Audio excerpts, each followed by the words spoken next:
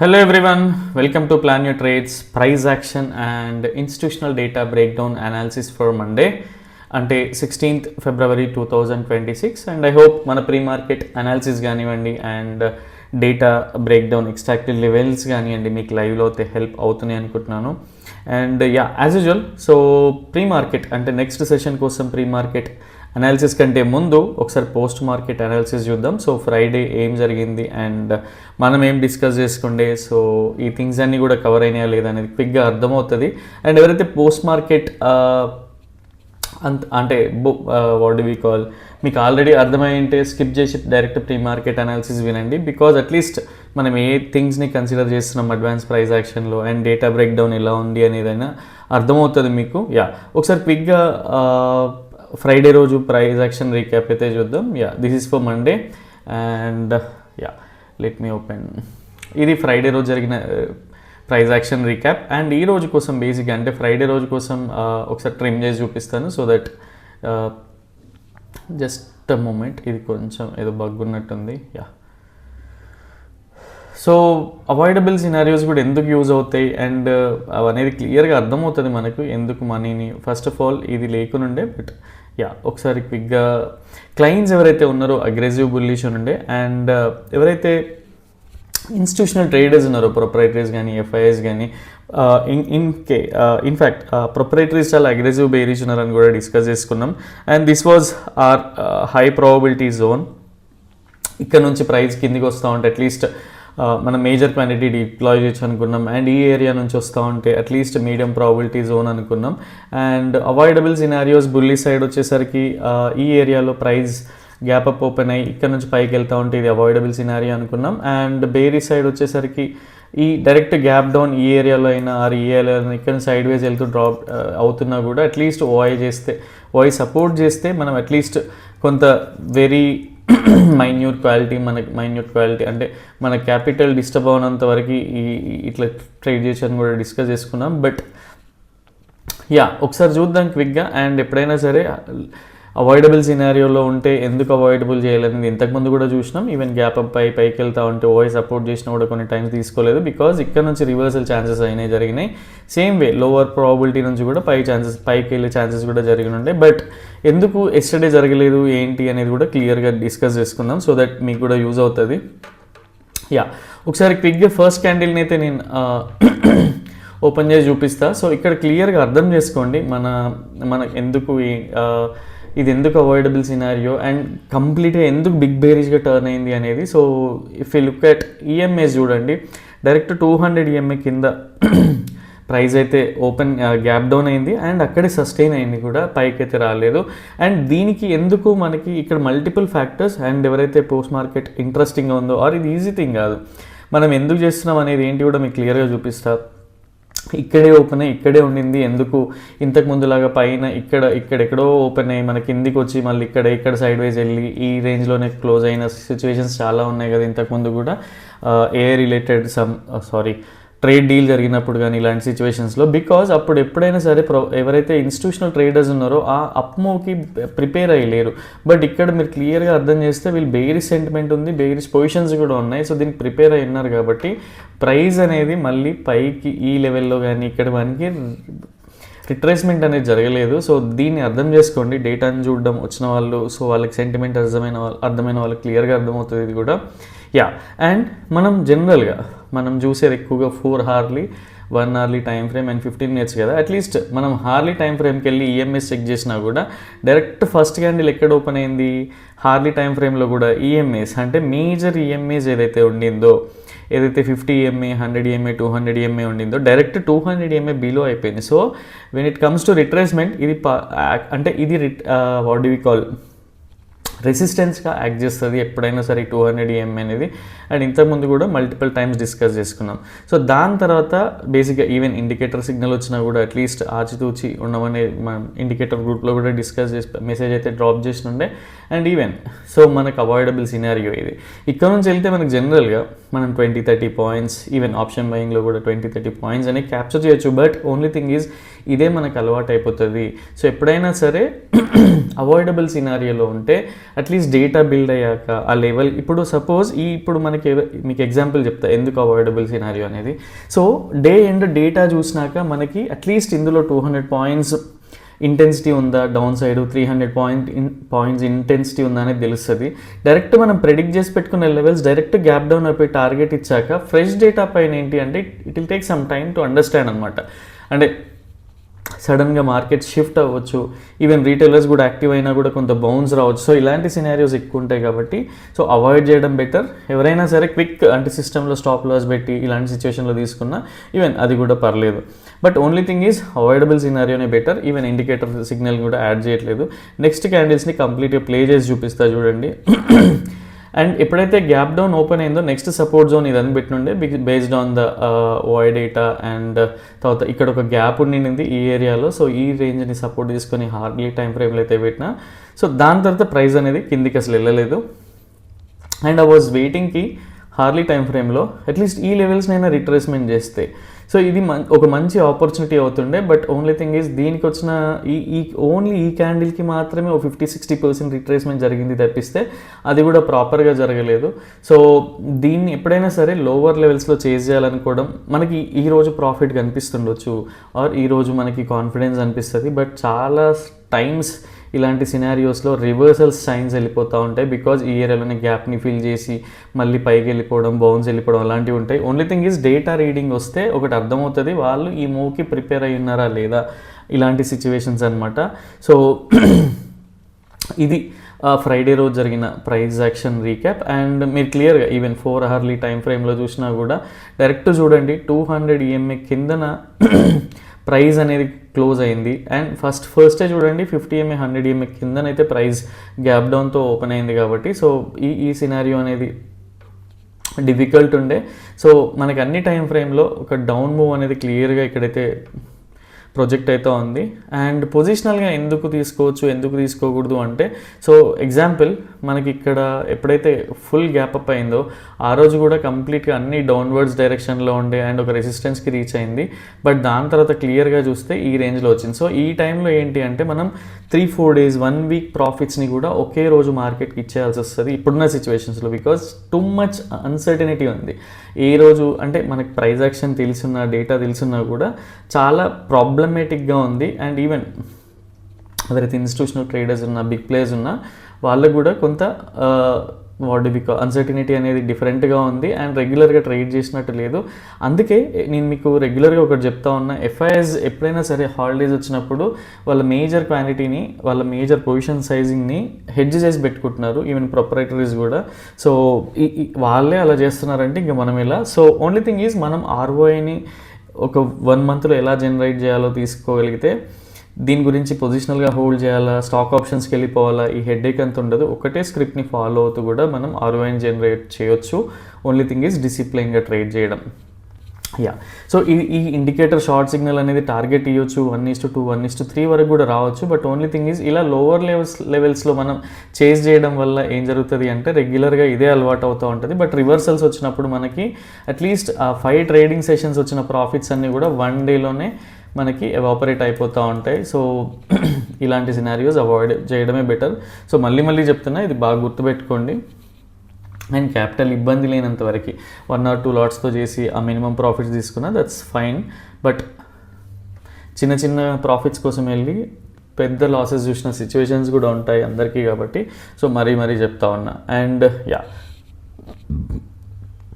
ఇంకొకటి ఏంటి అంటే ఫిబ్రవరిలో ఈవెన్ ఫస్ట్ వీక్ తప్పితే ఫస్ట్ 3-4 డేస్ తప్పితే మిగతా అన్ని సైడ్ వైజ్ డేస్ ఉంటున్నాయి. And direct gap up gap down అయిపోయి అదే రేంజ్ బౌండ్లో మార్కెట్ ఉంటుంది అంటే ఎస్ ఉంటుంది. సో ఎప్పుడైతే ట్రేడింగ్ని బిజినెస్లా ట్రీట్ చేస్తామో అప్పుడు మనకి ఎలాంటి హెడ్ఏక్ ఉండదు. బికాజ్ ఎప్పుడైనా సరే బిజినెస్ అనేది ఎవ్రీడే జరగదు. ఒకరోజు హ్యూజ్ బిజినెస్ జరిగితే అంటే రష్ ఉన్న రోజు ఆర్ ఫెస్టివల్స్ ముందు ఎక్కువ జరిగితే మిగతా రోజులంతా ఖాళీగానే ఉంటుంది. సో సేమ్ వే మనకి హై ప్రాబిలిటీ ఉన్న రోజు ఎక్కువగా మన పొజిషన్ సైజ్ని పెంచుకొని కన్విక్షన్ని యూటిలైజ్ చేసుకోవచ్చు. But only thing is high conviction లేనప్పుడు అలాంటి డేస్ అవాయిడ్ చేయడం వల్లనే సేమ్ బిజినెస్లో ఎలా ఉంటుందో ఇక్కడ కూడా అలానే ఉంటుంది.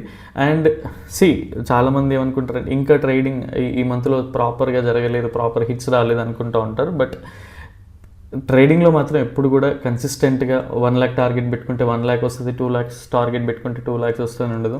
ఒక 1 month 2 lakh రావచ్చు, ఇంకో 1 month 50,000 కూడా రావచ్చు, ఇంకో 1 month ఏమి రాకపోవచ్చు. బట్ ఓన్లీ థింగ్ ఈజ్ ఇలా డీటెయిల్గా మీకు అర్థమైతేనే ట్రేడింగ్ ఉంటుంది. Otherwise it is going to be అంటే చాలా స్ట్రెస్ అనిపిస్తూ ఉంటుంది. And next thing is next day కోసం మార్కెట్ ఎలా ఉండింది, వాళ్ళ పొజిషన్స్ ఎలా ఉన్నాయని కూడా చూద్దాం. అండ్ మీరు టెలిగ్రామ్లో కూడా చూస్తే క్లియర్గా ఫస్ట్ డే నాకు అర్థం అంటే ఎప్పుడైతే గ్యాప్ డౌన్ అయిందో దాని ప్రకారంగా అయితే మీకైతే అప్డేట్ అయితే పెట్టుండే. And at the same time ఏదన్నా సపోర్ట్ చేస్తుందా రిట్రేస్మెంట్ కోసం అని చూసినాను. బట్ ఎక్కడ ఏ సెక్టర్ కూడా మనకి సపోర్ట్ చేయలేదు. సో అందుకని చెప్పేసి ఇంకా కంప్లీట్గా బేరిష్ మూవ్ ఉందని అయితే అర్థమైంది. సో సేమ్ వే మీకు అట్లీస్ట్ టెలిగ్రామ్ అప్డేట్స్ చూడండి పాస్ట్ 3-4 డేస్ది. ఇన్ కేస్ యూజ్ అనిపిస్తే ఛానల్ని సబ్స్క్రైబ్ కూడా చేసుకోండి. సో నెక్స్ట్ డే కోసం ఎలా ఉంది డేటా ఏంటి అనేది ఒకసారి క్లియర్గా చూద్దాం. సో ఎవరైతే ఇక్కడ క్లయింట్స్ ఉన్నారో, క్లయింట్స్ అంటే రీటైలర్స్, ఇండివిజువల్ ట్రేడర్స్ అనమాట, మీలాగా నాలాగా. సో వీళ్ళలో కొంతమంది ఏంటి అంటే మేజర్ పోర్షన్ డౌన్వర్డ్స్ డైరెక్షన్ ఉండొచ్చు అని చెప్పి, అండ్ మిగతా పోర్షన్ ఏంటి అంటే ఓవరాల్గా సో ఒక 50% ఆర్ ఒక 30 to 40% కిందికి వస్తుంది, బేరిష్ మూవ్ ఉండొచ్చు అని ఉంటే, ఇంకొంత మేజర్ పర్సెంట్ ఇక్కడైతే ఎంత మిగిలిందో 60 to 70% పీపుల్ ఏంటి అంటే అట్లీస్ట్ సైడ్ వేస్లో ఉంటుంది, బేరిష్ అయితే అవ్వదు అని. సో వీళ్ళ పొజిషన్స్ అయితే బిల్డ్ చేస్తున్నారనమాట. సో వీళ్ళ ఓవరాల్ వ్యూ అంటే కంబైన్డ్ వ్యూ చూస్తే వీళ్ళు ఒక మంచి బుల్లిష్ మూవ్ అయితే ఎక్స్పెక్ట్ చేస్తూ ఉన్నారు. అట్లీస్ట్ బుల్లిష్ కాకుండా కూడా side ways to moderate bullish అనే మూవ్ అయితే ఎక్స్పెక్ట్ చేస్తూ ఉన్నారు. And when it comes to FIS, so FIS అయితే మంచి బేరిష్ మూవ్ ఉంది అండ్ స్ట్రైట్ అవే సైడ్ వేస్ కాకుండా కొంచెం డౌన్ సైడ్ ఎక్స్పెక్ట్ చేస్తూ ఉన్నారు. ఈవెన్ ప్రొపరైటరీస్ కూడా మోస్ట్ ఆఫ్ ద టైమ్స్ FISనే ఫాలో అవుతారు కాబట్టి సో ప్రొపరైటరీస్ కూడా ఒక డౌన్ సైడ్ మూవ్ అయితే ఎక్స్పెక్ట్ చేస్తూ ఉన్నారు. అండ్ DIS జనరల్గా అంటే మనం DISని కన్సిడర్ కూడా చేయము. సో ఈ FIS ప్రొపరైటరీస్ పొజిషన్స్ అన్నీ రియలేనా అంటే ఎస్ కనిపిస్తుంది అయితే 100% ట్రూ. అండ్ వీళ్ళ ఇంటర్నల్ పొజిషన్స్ చూసినా, వీళ్ళ ఇంటర్నల్ స్ట్రాటజీస్ చూసినా కూడా ఏదైతే మనకు కనిపిస్తుందో అదంతా 100% true. But only thing is వీళ్ళని మనం ఎలా తీసుకోవాలి అండ్ మనం బేసిక్గా అడ్వాన్స్డ్ ప్రైస్ యాక్షన్లో ఏ థింగ్స్ని కన్సిడర్ చేయాలి, రివర్సల్ వచ్చే ఛాన్సెస్ ఉన్నాయా లేదా అనేది కూడా ఒకసారి క్లియర్గా డిస్కస్ చేద్దాం. సో దట్ మీకు కూడా హెల్ప్ అవుతుండొచ్చు.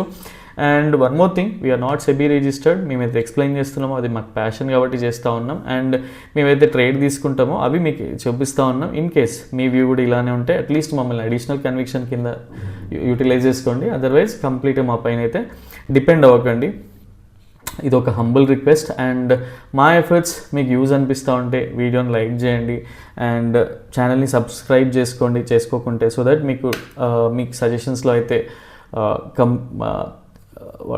మా అప్డేట్స్ అయితే కనిపిస్తాయి. సో దట్ మీకు స్ట్రెస్ లేకుండా ఈజీగా కనిపిస్తాయి, మిస్ అయ్యే ఛాన్సెస్ కూడా ఉండవు.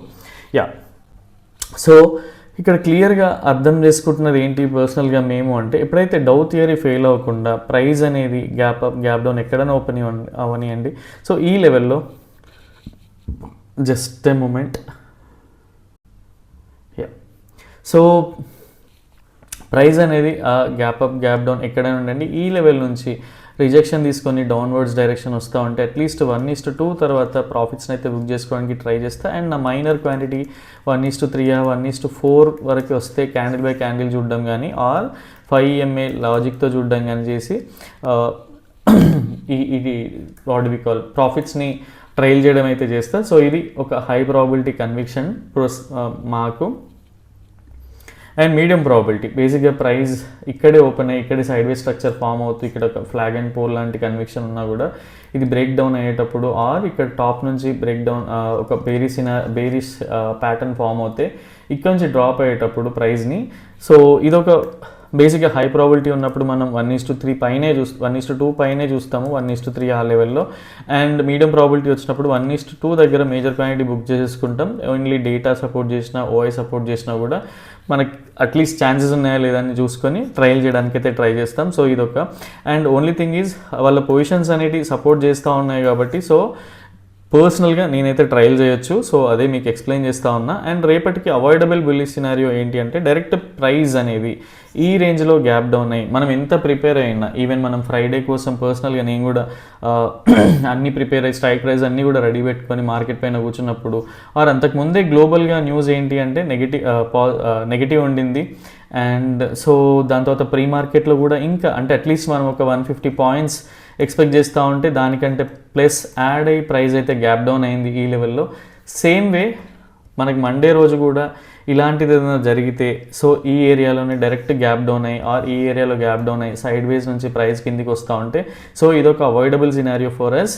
And next thing is direct bully సినారియోలో అవాయిడబుల్ సినారియో ఏంటి అంటే డైరెక్ట్ ఏదైనా గుడ్ న్యూస్ వచ్చి ఆర్ సేమ్ ఏఐ రిలేటెడ్ ఏదైనా మంచి పాజిటివ్ న్యూస్ వచ్చి సో అది ఇంపాక్ట్ అవ్వదు అని మళ్ళీ ఐటీ స్టాక్స్ ఏమైనా పెరిగినా ఆర్ ఇంకేదైనా సెక్టర్ సపోర్ట్ చేసినా కూడా సో ఇక్కడ నుంచి ఎక్కడికి వెళ్తుందో అంటే వీళ్ళ పొజిషన్స్ అయితే బేరిషే ఉన్నాయి. సో అంత తొందరగా స్విచ్ అయితే అవ్వవు. ఇన్కేస్ స్విచ్ అయినా వీళ్ళు కూడా స్టాప్ లాస్ తీసుకుంటారు.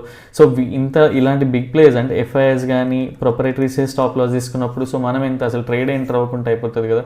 సో ఇలా మేము ప్రాసెస్ ఫాలో అవుతూ ఉంటాం. సో మీరు కూడా సేమ్ ప్రాసెస్ మీకు కూడా కొన్ని ప్రిన్సిపల్స్ పెట్టుకోండి సో దట్ యూజ్ అవుతూ ఉంటుంది.